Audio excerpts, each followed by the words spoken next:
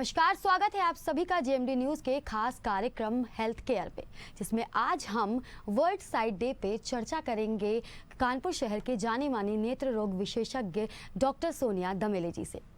Ma'am, स्वागत है आपका। मैम, आज वर्ल्ड साइट डे है, इंटरनेशनल विजन डे के रूप में हम इसे मनाते हैं, तो सबसे पहले जेएमडी न्यूज़ की तरफ से हम आपका स्वागत करना चाहेंगे और इस खास दिन के बारे में आपसे जानना चाहेंगे कि ये क्यों मनाया जाता है और किस तरह से इस दिन का जो उद्भव हुआ है वो किस तरह से हुआ है। नमस्कार, मैं डॉक्टर सोनिया दमेले सबसे पहले जेएमडी न्यूज़ देखने वालों को सादर नमस्कार करती हूँ। वर्ल्ड साइट डे जो है एक इंटरनेशनल डे है जो हर अक्टूबर की दूसरे बृहस्पतिवार को मनाया जाता है जी। It is basically to create an awareness of eye health जी। यानी कि गवर्नमेंट को, एनजीओज को और जनमानस को एक अवेयरनेस क्रिएट करना आई हेल्थ और आई विजन से रिलेटेड। देखिए, विजन जो होता है उसका केवल हमारे देखने से संबंध नहीं है, उसका हमारी ऑक्यूपेशन से, हमारी फाइनेंशियल स्टेटस से जी। हमारे रहने के तरीके से, हमारे सेल्फ कॉन्फिडेंस से, सब चीज पे निर्भर करता है। लगभग 1 बिलियन लोग दुनिया भर में देख नहीं सकते हैं या विजुअली इम्पेयर्ड हैं। ऐसे में उसका करीब 40% वो है जो यहाँ पे भारत में रहता है। अब हमारा टारगेट ये है कि इन 40% लोगों के तक हमारी पहुंच हो, इनको हम इलाज करें और इनको इस लायक बनाएं कि ये अपनी ऑक्यूपेशन को कर सके और अपना जीवन समुचित तरीके से जीवन यापन कर सके जी। तो आप ये मान के चलिए कि 4 में से लगभग 3 लोगों का ट्रीटमेंट पॉसिबल है। फोकस उस पॉसिबल ट्रीटमेंट पे है और प्रिवेंशन ऑफ डिजीज पे है। तो वर्ल्ड साइट डे गवर्नमेंट की तरफ से, एनजीओज की तरफ से, WHO की तरफ से इस साल 8 अक्टूबर को है और इसका इस साल का मोटो होप इन साइट है, यानी कि रोशनी की आशा जी। तो ये आशा करते हैं कि अगले साल तक हम लोग करीब 10% डिक्रीज इन विजन कर सकेंगे, इम्पेयरमेंट कर पाएंगे। बिल्कुल। तो मैम, वर्ल्ड साइट डे पे गवर्नमेंट की तरफ से या एनजीओज की तरफ से या आप सभी आई सर्जन्स की तरफ से क्या क्या इनिशिएटिव लिए गए हैं और किस किस तरह से काम कर रहे हैं आप लोग? एक विजन 2020 करके एक प्रोटोकॉल है जो हम सभी आई सर्जन्स के लिए पहुंचता है जी। और उसमें एक बेसिकली 3 बीमारियां हैं जिनको हम टारगेट करते हैं। लगभग सभी लोगों में, करीब समझिए 50% लोगों में अनकरेक्टेड रिफ्रैक्टिव एरर जी, यानी कि जो विजन कम है चश्मे ना यूज करने के कारण, वो कारण होता है। ये एक बहुत ही सिंपल तरीका है, केवल हमको स्कूल स्क्रीनिंग करनी है, अपने फैक्ट्री में फैक्ट्री वर्कर्स की स्क्रीनिंग करनी है, एक रेगुलर आई चेकअप की जरूरत है जिससे अनकरेक्टेड रिफ्रैक्टिव एरर को हम ठीक कर सकें और जो लोग कम देखते हैं वो देख सकें जी। तो बहुत ही जरूरी है कि अनकरेक्टेड रिफ्रैक्टेड एरर के बारे में अवेयरनेस हो और एक रेगुलर आई चेकअप हो जी। दूसरी चीज आती है कैटरैक्ट या मोतियाबिंद। वो एक ऐसा विषय है जिसके बारे में सभी लोग थोड़ा बहुत ज्ञान रखते हैं जी।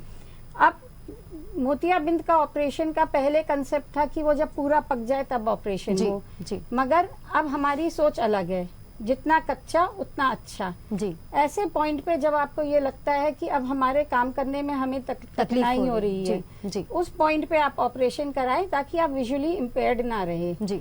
और आजकल की जो टेक्निक है, जैसे फेको टेक्निक से ऑपरेशन होता है जिसको जनमानस में लोग लेजर विधि कहते हैं और फोल्डेबल लेंसेज डलते हैं, उसमें तो केवल एक डे केयर सर्जरी की तरह आपको भर्ती नहीं होना पड़ता है। आप जाते हैं, ऑपरेशन होते हैं, आप घर जाते हैं और आप 2 से 3 हफ्ते में अपने रूटीन वर्किंग में आ जाते हैं। तो कैटरैक्ट को ट्रीट करना बहुत जरूरी है जी। अब 70% लोग जो हैंगे वो कैटरैक्ट के गांव में हैं और उनका तक पहुंचना, उनका ट्रीटमेंट के लिए गवर्नमेंट ने एक DBCS स्कीम बनाई हुई है जिसके अंतर्गत लगभग सभी आई सर्जन काम करते हैं और हम लोग उनका ऑपरेशन करते हैं ये निःशुल्क जी। तो मैम, जैसा कि अभी आपने बताया ये इनिशिएटिव के साथ आप सभी लोग काम कर रहे हैं, अगर एक नज़र डाली जाए रेशियो पर तो कानपुर में अब तक कितने प्रतिशत लोगों के लिए ये लाभदायक सिद्ध हुआ है? कानपुर में बहुत बड़ा बैकलॉग था आज से 10 साल पहले। गवर्नमेंट और एनजीओज और पर्सनल प्राइवेट डॉक्टर्स वो लोगों ने मेहनत करके इस परसेंटेज को काफी बढ़ाया है और कानपुर पूरे देश में 2nd नंबर पे आता है नंबर ऑफ कैटरैक्ट सर्जरीज के ट्रीटमेंट में जी। तो कानपुर में डेफिनेटली रिजल्ट बहुत अच्छे आएंगे जी। और डायबिटिक रेटिनोपैथी एक थर्ड कॉज हैगा जिसके कारण लोगों को कम दिखाई देता है जी।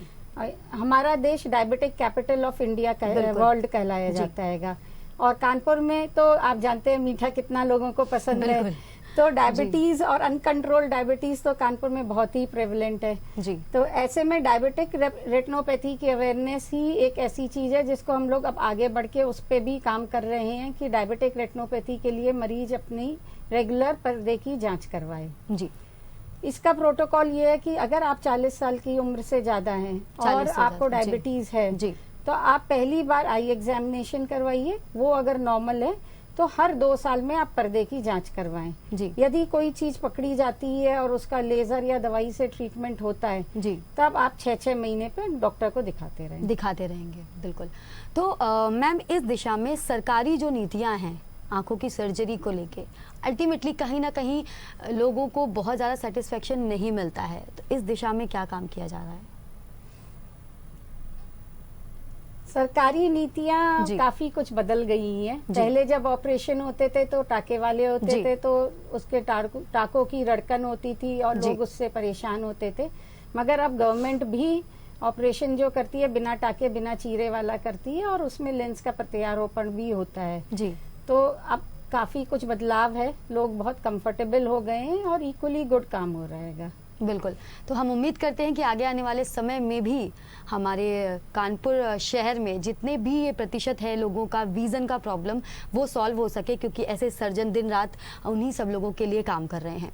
मैम आप एक आई सर्जन, एक नेत्र रोग विशेषज्ञ के रूप में काफ़ी लंबे अरसे से काम कर रही हैं, तो अगर जनरल आँखों की समस्याओं की बात की जाए तो बहुत सारी ऐसी चीज़ें हैं जिनको हम लोग रोज़ फेस करते हैं।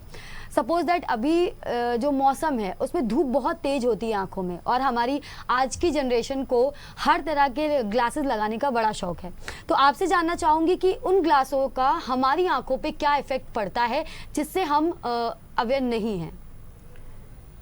फैशन के कारण लोग सनग्लासेस तो आजकल जब जरूरत नहीं होती है तब भी लगाते हैं जी। और सन ग्लासेस जो होते हैं वो आइडियली 100% यूवी प्रोटेक्टिव होने चाहिए, यानी कि वो अल्ट्रावायलेट रेज ए और बी दोनों से प्रोटेक्ट करें। अगर आप ऐसे कोई सन ग्लासेस लगाते हैं जो आपको प्रोटेक्ट नहीं कर रहे हैं बल्कि वो क्या करेंगे कि आपकी प्यूपिल को डायलेट कर देंगे, ऐसे में क्या होगा कि अंदर रोशनी ज्यादा जाएगी और पर्दे में डैमेज ज्यादा होगा। ARMD की जो डिजीज है वो आपकी हो सकती है जी। तो बहुत ही, और मैकुला में मैकुलर डिजेनरेशन हो सकता है, तो बहुत ही आवश्यक है कि अगर आप सनग्लासेस यूज करें तो उसको यूवी प्रोटेक्टिव होना जरूरी है। मैम किस तरह से हम जान पाएंगे कि ये यूवी प्रोटेक्टेड है या नहीं? कोई एक कॉमन हम ये कह सकते हैं कुछ ऐसा है तरीका जिससे कि हम जान पाएं कि ये जो ग्लासेस हमने लिए हैं ये यूवी प्रोटेक्टेड हैं या नहीं? जनमानस के लिए तो थोड़ा सा मुश्किल है जी। मगर ये विश्वास की बात है एक तो, और अच्छी क्वालिटी के ग्लासेस तो वो डेफिनेटली वो यूवी प्रोटेक्टिव होते हैं। वो मेंशन करते हैं कि कितने परसेंटेज उनमें यूवी प्रोटेक्शन है जी। और एक लेंसोमीटर से भी आपको पता चल सकता है कि कितना परसेंट इसमें प्रोटेक्शन है। या मैम लगाने के बाद अगर आंखों में कोई प्रॉब्लम आती है या उन ग्लासेस से हमें कोई समस्या होती है आंखों में, क्या ये भी तरीका है ये जानने का कि अगर हमें प्रॉब्लम हो रही है तो मतलब इन ग्लासों में कोई प्रॉब्लम है? नॉर्मली क्या होता है जब इस समय धूप होती है और साथ ही साथ ह्यूमिडिटी होती है तो एलर्जिक कंजक्टिवाइटिस बहुत फैलती है। तो एलर्जिक कंजक्टिवाइटिस के पेशेंट को आंखों में हल्की सी लाली होना या पानी आना, रड़कन होना, सुबह आंख खोलने में डिफिकल्टी होना या सुबह आंख चिपक जाना, थोड़ा कीचड़ आते रहना, ये सब इसके लक्षण हैं। एलर्जिक कंजक्टिवाइटिस का ट्रीटमेंट तो बहुत ही सिंपल है और दवाइयों से पूर्णतः ठीक हो सकते हैं। इसमें माइल्ड स्टेरॉइड्स यूज करते हैं अगर बहुत तेज हो, नहीं तो हम एंटी एलर्जिक ड्रॉप्स का यूज करते हैं और टीयर सब्स्टिट्यूट्स का यूज करते हैं जी। मैम जो आपने ड्रॉप्स की बात की तो हम लोगों ने कई बार ऐसा देखा है कि डॉक्टर एक बार प्रिस्क्रिप्शन पे लिख देता है और वो प्रिस्क्रिप्शन भले ही कितना पुराना क्यों ना हो जाए, लोग जाते हैं और केमिस्ट की दुकान से वही ड्रॉप लेकर चले आते हैं। अगर उन्हें कोई और प्रॉब्लम भी होती है उनका मानना ये होता है कि डॉक्टर ने लिखा है हम यही दोबारा ले लेंगे और ठीक हो जाएगा। ये कितना सेफ है मैम? ये बिल्कुल ही नहीं करना चाहिए जी। जब भी डॉक्टर कोई प्रिस्क्रिप्शन लिखता है तो उसमें जरूर लिखता है कि आपको कितने दिन के लिए वो यूज करनी है। कृपया उसको उसी दिन उतने ही समय तक या उतने ही दिन के लिए यूज करें। अगर आप स्टेरॉइड लंबे समय तक डालेंगे तो वो सबलबाई यानी कि ग्लूकोमा भी कर सकती है और उल्टा आपकी आंखों को नुकसान हो सकता है जी। ओवर दी काउंटर ड्रॉप में एक टीयर सब्स्टिट्यूट ही एक ऐसी चीज है जो आप सेफली ले सकते हैं किसी मेडिकल स्टोर से जी। अदरवाइज आप कोई भी स्टेरॉइड या अपनी आप से कोई भी दवा ना डालें। जी मैम, अभी आपने ग्लूकोमा की बात की, तो सबलबाई यानी कि ग्लूकोमा, तो ग्लूकोमा बहुत सारे लोगों को हो जाता है, तो उनका सबसे पहला सवाल होता है कि हमें हुआ क्यों। तो ग्लूकोमा के कॉमन जो रीजंस हैं वो मैं आपसे जानना चाहूंगी। ग्लूकोमा को जनरल भाषा में लोग सबलबाई कहते हैं या काला मोतिया भी कहते हैं। तो ग्लूकोमा दो तरह से होता है, एक जिसमें दर्द होता है, एक वो बिना दर्द वाला। ग्लूकोमा जेनेटिक भी हो सकता है, यानी कि बच्चों में भी प्रेजेंट कर सकता है, वो थोड़ा कम होता है जी। और ग्लूकोमा बड़े होने पे 40 साल या 30 साल की उम्र के बाद भी हो सकता है जी। फैमिली हिस्ट्री करीब करीब हमको 10% केसेस में मिलती है, यानी कि एक जेनेटिक है। आपको हमेशा अपनी आई की फैमिली हिस्ट्री के बारे में भी नॉलेज होनी चाहिए जी। बहुत सारी बीमारियां ऐसी होती हैं जो आई की फैमिलीज में चलती हैं। बिल्कुल। ऐसे में ग्लूकोमा आपको स्टेरॉइड्स के कारण भी हो सकता है और भी कई मेडिकेशंस होती हैं जिनके कारण हो सकता है। आपको एक एनुअल एग्जामिनेशन बहुत जरूरी है जिसमें आपके आंखों के पर्दे की जांच हो, आपके आंख का प्रेशर की जांच हो और आपके विजन का पूरा असेसमेंट हो। जी। तो ये कारण हो सकते हैं ग्लूकोमा होने की कि कोई गलत दवा या जेनेटिक कारण भी हो सकते हैं। तो ग्लूकोमा अगर मैम हो जाता है तो फिर उसके लिए जो ट्रीटमेंट होता है, सपोज दैट अगर ग्लूकोमा हो गया तो क्या वो लाइफ लॉन्ग ऐसे ही रहता है, दवाइयों पे ही हम डिपेंडेंट हो सकते हैं या उसका क्या इलाज है? ग्लूकोमा की से में एक खराब बात यह है कि इसमें जो रोशनी चली जा चुकी होती है वो वापस नहीं आती है, क्योंकि ग्लूकोमा में नस पे दबाव पड़ता है और जो नस मर जाती है उसको हम वापस नहीं जिंदा कर सकते हैं। तो ग्लूकोमा में जो दवाइयाँ होती हैं वो लगभग जिंदगी भर चलती हैं। जैसे हमारी डायबिटीज या ब्लड प्रेशर की दवा होती है उसी तरह से ग्लूकोमा की दवाइयाँ भी आंखों का प्रेशर कम करने के लिए लगभग जिंदगी भर चलती है। अगर दवाई से कंट्रोल नहीं हो तो हमारे पास लेजर का ऑप्शन भी होता है और सर्जरी का भी ऑपशन होता है। सर्जरी के द्वारा भी इन चीज़ों को ठीक किया जा सकता है। मैम, आज के टाइम की अगर बात की जाए, हमारी आज की जनरेशन की बात की जाए, जनरेशन तो छोड़ दी, अगर हमारे बच्चों की बात की जाए तो हम सभी के घरों में ये देखा जाता है कि बच्चे मैक्सिमम टाइम फोन पे बिजी रहते हैं, या यूं कहूं कि जो माएँ हैं वो खुद को फ्री रखने के लिए बच्चों को फोन पे बिजी रखती हैं। इट्स अ फैक्ट मैम, हम अक्सर घरों में देखते हैं कि जिनके छोटे बच्चे हैं माओ ने फोन दे दिया और उसके बाद वो फ्री हो गई। तो उनके बच्चों की आंखों पे क्या असर पड़ता है, ये कहीं ना कहीं उन्हें पता होता है कि कुछ ना कुछ प्रॉब्लम हो सकती है, लेकिन ये कितना कॉम्प्लिकेटेड हो सकता है ये मैं आपसे जानना चाहूंगी। ये बिल्कुल चिंता की बात है और बहुत अच्छी बात है कि आप एक इस टॉपिक को सामने लेके आई है। इस समय जब से ऑनलाइन क्लासेस हो रही है तो लगभग एवरेज 10 से 12 घंटे बच्चे फोन पे या लैपटॉप पे हैं। बिल्कुल जी। और ये मैं आपको बताऊं कि वही माएँ जो पहले मना करती थी वो आज कह रही हैं कि मोबाइल पे पढ़ाई करो। जी। तो ये बहुत चिंता की बात तो डेफिनेटली है। बिल्कुल। मोबाइल से क्या होता है, जो रेज निकलती हैं वो हमारे पर्दे को नुकसान करती हैं। जी। उसके लिए 2-3 चीजों की आवश्यकता है। पहली बात तो ये कि आप मोबाइल की जगह एक लैपटॉप पे या कंप्यूटर की स्क्रीन पे स्विच ओवर करें। वो रिलेटिवली सेफर होते हैंगे। अगर आप लैपटॉप यूज कर रहे हैं तो आप एक स्क्रीन यूज करें जिससे आपको यूवी रेज ना आए, ब्लू रेज। और आप ब्लू फिल्टर ग्लासेस यूज करें जिससे ब्लू फिल्टर ग्लासेस से आपको कोई नुकसान ना हो आंख में। मोबाइल यूज करते समय मोबाइल एक दूरी पे रखें और कोशिश करें कि जब भी आप मोबाइल यूज करें तो एक समय पे आप गैप रखें। एक 20/20/20 यूनिवर्सल रूल है, उसमें यह है कि हर 20 मिनट बाद आपको 20 सेकंड के लिए ब्लिंक करना है और 20 सेकंड के लिए आपको 20 फीट दूरी पे देखना है। ये यूनिवर्सल रूल आपको जरूर यूज करना है जब भी आप मोबाइल यूज करें। कोशिश करें कि रात में आप मोबाइल का कम से कम उपयोग करें और सोने से पहले आप 1 घंटे पहले मोबाइल को स्विच ऑफ कर दें। जी। मैम, यहाँ पर हम एक छोटे से ब्रेक लिए रुकना चाहेंगे। ब्रेक के बाद हम जल्द हाजिर होंगे आपके अपने कार्यक्रम में। तब तक आप कहीं मत जाइएगा, देखते रहिए GMD न्यूज।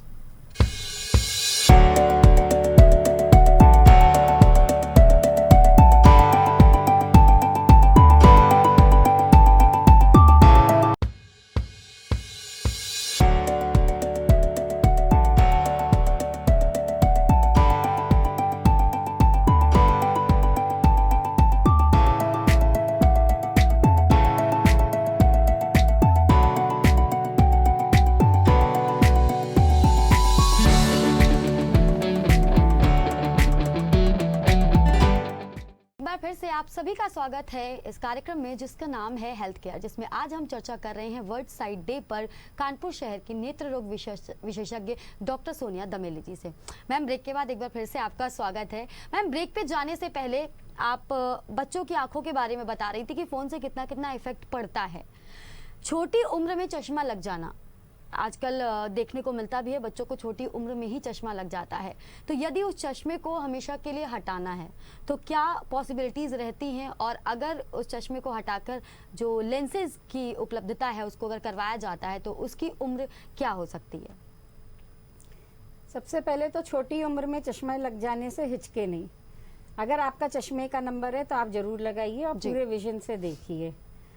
कॉन्टैक्ट लेंसेज जो होते हैं वो एक 7 या 8वीं कक्षा के बाद एडवाइजेबल रहते हैं जी।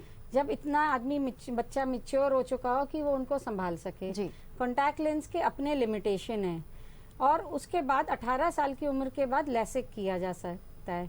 लैसिक एक छोटे ऑपरेशन की तरह होता है जिसमें एक सरफेस ट्रीटमेंट होता है, उसमें एक सेफ्टी प्रोफाइल रहता है जी। उसके लिए 2 चीज जरूरी है कि एक तो आपकी उम्र कम से कम 18 साल हो, और दूसरी चीज ये है कि आपका चश्मे का नंबर 1 साल से स्टेबल हो। एक बार कंप्लीट आंखों की जांच होती है कि पर्दा नॉर्मल है कि नहीं, या और कोई आंखों की बीमारी तो नहीं है। उसके बाद आप सेफली लैसिक प्रोसीजर करवा सकते हैं। ये एक परमानेंट प्रोसीजर है, इसमें आपकी चश्मे का नंबर लाइफ लॉन्ग हट जाता है जी। और मैम, जो लेंसेज की बात की आपने, उनकी उम्र क्या होती है, और यदि वो लेंसेज भी खराब हो जाए तो क्या दोबारा लगवाना ठीक रहता है या लगवाया जा सकता है? क्या संभव हो सकता है या नहीं? कॉन्टैक्ट लेंसेज जो होते हैं वो डेली यूज के होते हैं जी। यानी कि रोज आपको लगाना है और आपको रोज सोने से पहले उसको उतारना है। ये कई तरीके के आते हैं, हर साल पूरे 1 साल यूज करने वाले, मंथली डिस्पोजेबल या डेली डिस्पोजेबल जी। आप अपनी जरूरत के हिसाब से ले सकते हैं। कॉन्टैक्ट लेंस आपकी विजन को काफी अच्छी तरह से कवर करते हैं। उनका हाइजीन मेंटेन करना एक इम्पोर्टेंट पार्ट होता है कि उनको कैसे उतारना है, कैसे स्टोर करना है, कैसे यूज करना है, अपने हैंड हाइजीन को कैसे यूज करना है, ये बहुत इम्पोर्टेंट है। इस समय कोविड टाइम में लोग आंखों को छूने को हम जैसे मना करते हैं जी। तो आप कॉन्टैक्ट लेंस फिर भी सेफली वेयर कर सकते हैं। मैम, ये तो हो गया जो आपने बताया कि रोज लगाना है, रोज निकालना है।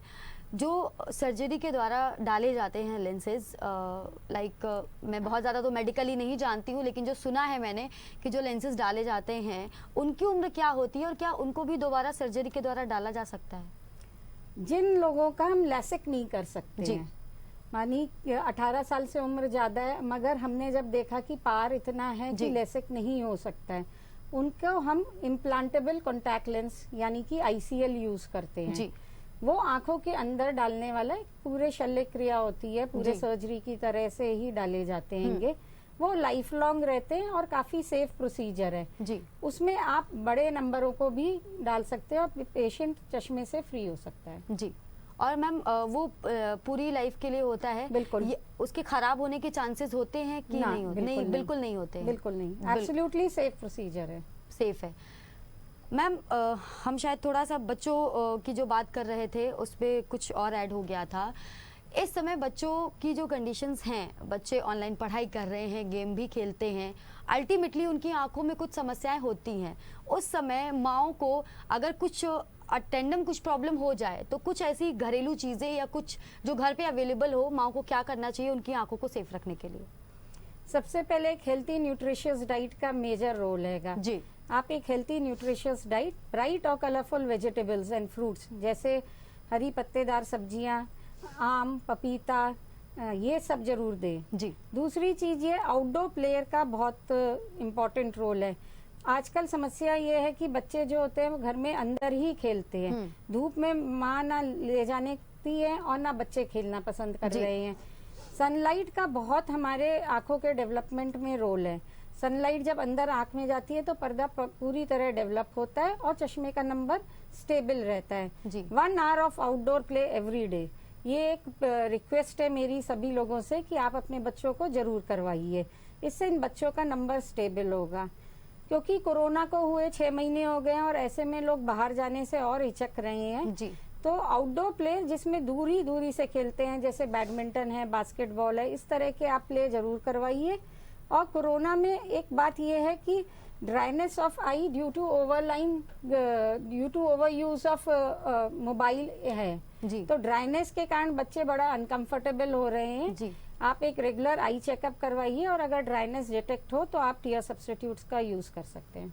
बिल्कुल, इस तरह से आंखों को हम सुरक्षित रख सकते हैं। जितनी भी माएँ हैं उनके लिए मैम का ये मैसेज था, उसको आप फॉलो करिए तो निश्चित रूप से जो आपके बच्चों की आंखों की समस्याएं होने वाली हैं उनसे आपको कहीं ना कहीं छुटकारा मिल सकता है। मैम, बच्चों के बाद अब हम बात करेंगे बुजुर्गों की। बुजुर्गों की आंखों में वैसे तो उम्र बढ़ने के साथ साथ नज़र का कम होना और मोतियाबिंद का होना बहुत ऐसी चीज़ें हैं जो उन्हें फेस करनी पड़ती हैं, लेकिन कई बार ऐसा होता है कि आपने भी सुना होगा, पेशेंट आपके पास आते होंगे कि मैडम ऑपरेशन के बाद तो हमको और कम दिखाई देने लगा। तो मैं आपसे जानना चाहूंगी कि ये सिर्फ एक माइंडसेट है या वाकई ऐसा कुछ होता है? अगर मोतियाबिंद के ऑपरेशन के बाद आपको कम दिखाई दे रहा है तो आप एक बार कंप्लीट आई चेकअप करवाइए। हो सकता है आपका चश्मे का नंबर हो जिससे आपको पूरा दिखे। हो सकता है लेंस को हम जिस झिल्ली में रखते हैं वो झिल्ली भी उम्र के साथ सफेद होती है। जिस तरह से हमारे बाल सफेद होते हैं वो झिल्ली भी सफेद होती है। ये एक नेचुरल एजिंग प्रोसेस है। लेजर से वो झिल्ली की सफाई हो सकती है। ये मुश्किल से 2 से 5 मिनट का काम है जी। और बहुत सेफ है। इसमें अलग से कोई प्रिकॉशन नहीं है और आपकी रोशनी तुरंत ही ऑपरेशन के बाद जैसी रोशनी थी वैसे ही रोशनी वापस आ जाएगी। मोतियाबिंद के ऑपरेशन का मतलब ये नहीं है कि अब आंख में हमें कोई और बीमारी नहीं हो सकती है। बुजुर्गों में डायबिटिक रेटिनोपैथी हो सकती है, ARMD हो सकती है, कई सारी ग्लोकोमा प्रेजेंट कर सकता है और भी पर्दे की समस्याएं हो सकती है। कई बार लोग ये सोचते हैं कि हमको मोतियाबिंद है और लोगों को कहीं और कोई और बीमारी होती है जो वो इग्नोर कर देते हैं और जब पता चलता है तो काफी विजुअल लॉस हो चुका है। तो जब भी आप चेकअप करवाएं तो कोशिश करें कि आप एक पूरा चेकअप करवाएं जिसमें पर्दे की जांच इंक्लूडेड हो। जी, तो इस तरह से हम बुजुर्गों की आंखों को भी सिक्योर रख सकते हैं। और जो ये माइंडसेट है कि ऑपरेशन करवाने के बाद आंखें ठीक नहीं हुई हैं, उनका विजन घट गया है, ये कहीं ना कहीं जो मैम ने बताया कि सिर्फ एक समस्या से नहीं होता है, कई और समस्याएं भी हमारी आंखों में हो सकती हैं। मैम, एक इम्पॉर्टेंट मुद्दा है जो शुरुआत में जो हमने बात की कि गवर्नमेंट भी इस तरफ काम कर रही है, आप सभी नेत्र विशेषज्ञ भी इस तरफ काम कर रहे हैं, अवेयरनेस अब थोड़ी सी हो गई है। मैं बात कर रही हूँ नेत्रदान की। नेत्रदान को लेकर लोगों के मन में बहुत सारी चीज़ें आती हैं, आपके पास भी सवाल आते होंगे, बहुत सारी क्वेरीज आती होंगी। तो उसमें जो सबसे बड़ी क्वेरी होती है ये होती है कि हमारा जो हम नेत्रदान कर रहे हैं, जब हम करेंगे या जब हमारी डेथ हो जाएगी और वो लेने आएंगे तो वो पूरी आंखें निकाल लेंगे, ये किस हद तक सही है मैम? बहुत सारे लोग हैं जो इसके बारे में अवेयर हैं, बहुत सारे लोग हैं जो इसके बारे में अवेयर नहीं है। तो इसका प्रोसीजर क्या होता है नेत्रदान का और किस तरह से आंखों को यूज किया जाता है किसी और की आंखों की रोशनी के लिए? अगर आप जिंदगी के बाद भी दुनिया को देखना चाहते हैं तो नेत्रदान ही सबसे बढ़िया ऑप्शन है जी। और सबसे अच्छी बात यह है कि आपकी नेत्रदान से 2 लोगों को जिंदगी मिलेगी। आप ये समझिए कि एक लोग जो नहीं देख सकते, जब उनको दिखता है उनकी खुशी जो होती है वो उस बच्चे की माँ से पूछिए जिसको आंखें मिलती हैं। जी। दूसरी चीज ये है कि जब नेत्रदान किया जाता है तो आंखों को पूरी तरह नहीं निकाला जाता है, केवल कॉर्निया का एक पार्ट लिया जाता है और एक प्रोस्थेटिक आई, एक आर्टिफिशियल आई इम्प्लांट की जाती है जी। तो उसमें कोई भी नुकसान नहीं है। जी। तो इस तरह से जो आई डोनेशन है उसको उसकी अवेयरनेस फैलाना, और आप अगर आई डोनेशन करेंगे तो किसी और को नई जिंदगी मिलेगी, नई रोशनी मिलेंगी और उन आंखों से आप भी जाने के बाद भी इस दुनिया को देख पाएंगे। मैम, इस वर्ल्ड साइट डे पे आपने हमें बहुत सारी चीज़ें बताई, आपने हमें हर तरह से समझाने की भी कोशिश की कि किस तरह हम अपनी आंखों को सुरक्षित रख सकते हैं, बीमारियों से बच सकते हैं। एक छोटा सा मैसेज जो आप हमारे व्यूवर्स को देना चाहें इस वर्ल्ड साइट डे पे। वर्ल्ड साइट डे पे मैं सबसे पहले कहूंगी लोगों से कि प्लीज आप अपने अपने पूरे फैमिली मेंबर्स का एक रेगुलर आई चेकअप जरूर करवाएं ताकि कोई भी डिजीज जो होने से, नुकसान करने से पहले ही हम उसको डिटेक्ट करें और ट्रीट कर सकें। दूसरी चीज ये है कि जिस तरह से हम मास्क पहनना कंपलसरी समझते हैं उसी तरह आंखों से भी कोरोना वायरस फैलता है। तो कृपया जब भी आप बाहर हो तो आप अपनी आंखों को ना छुए, उसको मले नहीं, रगड़े नहीं, उसको टच नहीं करें। इस तरह से आप इन्फेक्शन से बचे रहेंगे। बिल्कुल। मैम, जीएमडी न्यूज़ की तरफ से एक बार फिर से आपका धन्यवाद करना चाहूँगी हमारे स्टूडियो में आने के लिए, हमारे व्यूवर्स को आँखों के बारे में इतनी सारी चीज़ें बताने के लिए। आपका बहुत बहुत धन्यवाद। Thank you so much.